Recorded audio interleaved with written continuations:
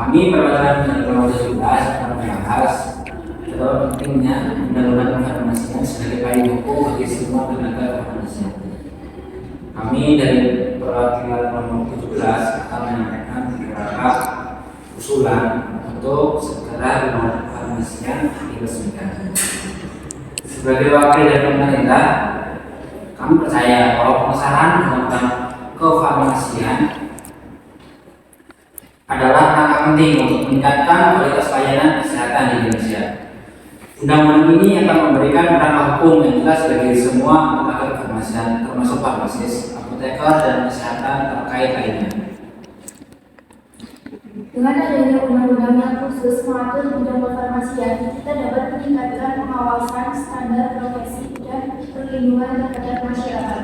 Dengan adanya payung hukum yang jelas, semua tenaga kefarmasian akan memiliki pedoman yang jelas dalam praktik mereka.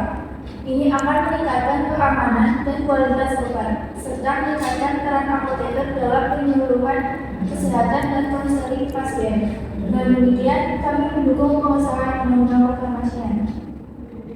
Di sini kami kelompok 18 akan menyampaikan pendapat yang berbeda tentang tema ini. Pengesahan undang-undang kefarmasian tidaklah diperlukan sebagai tadinya. Pemerintah seharusnya fokus dengan peningkatan pengawasan dan penegakan peraturan yang sudah ada.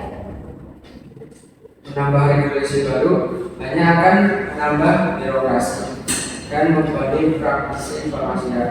Selain itu, hal ini dapat menghambat inovasi dan pengembangan dalam industri farmasi. Oleh karena itu, kami menentang pengesahan undang-undang kefarmasian. Kami sangat memahami kekhawatiran tersebut, namun perlu dicatat bahwa pengesahan undang-undang kefarmasian akan memberikan landasan hukum yang kuat untuk mengatur praktik kefarmasian di Indonesia.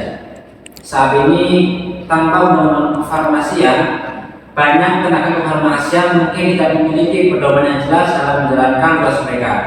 Ini dapat mengakibatkan ketidakpastian dalam penggunaan obat, risiko interaksi obat yang tidak diinginkan, dan bahkan penyalahgunaan obat.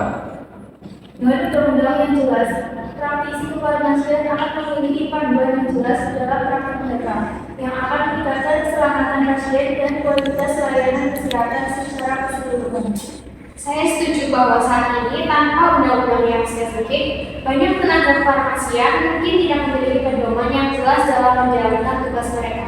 Namun, pengesahan undang-undang kefarmasian dapat memperkuat birokrasi dan membebani praktisi kefarmasian. Peraturan yang lebih ketat dapat membuat proses praktik menjadi lebih sulit dan memakan waktu. Selain itu, undang-undang baru juga dapat menghambat inovasi dalam industri farmasi dengan memperlakukannya batasan yang ketat. Sebagai gantinya, pemerintah seharusnya memperkuat pengawasan terhadap praktik kefarmasian yang sudah ada dan meningkatkan penegakan peraturan yang ada. Tentu, kami memahami kekhawatiran tentang birokrasi tambahan.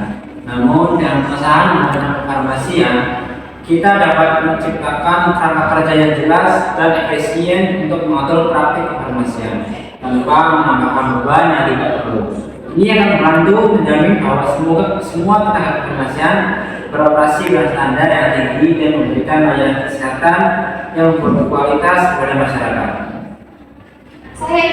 Saya ingin menekankan bahwa pengesahan undang-undang kefarmasian dapat memperkuat birokrasi dan membebani praktisi kefarmasian tanpa memberikan manfaat yang signifikan bagi masyarakat. Sebagai gantinya, pemerintah seharusnya fokus pada peningkatan pengawasan dan penegakan peraturan yang sudah ada untuk memastikan praktik kefarmasian yang aman dan berkualitas. Kami percaya bahwa pengesahan undang-undang kefarmasian adalah langkah penting untuk meningkatkan kualitas layanan kesehatan di Indonesia. Dengan memiliki payung hukum yang jelas, kita dapat memastikan bahwa semua tenaga kefarmasian beroperasi dengan standar yang tinggi dan memberikan pelayanan yang berkualitas kepada masyarakat. Oleh karena itu, kami mendorong pemerintah untuk segera mengesahkan undang-undang kefarmasian.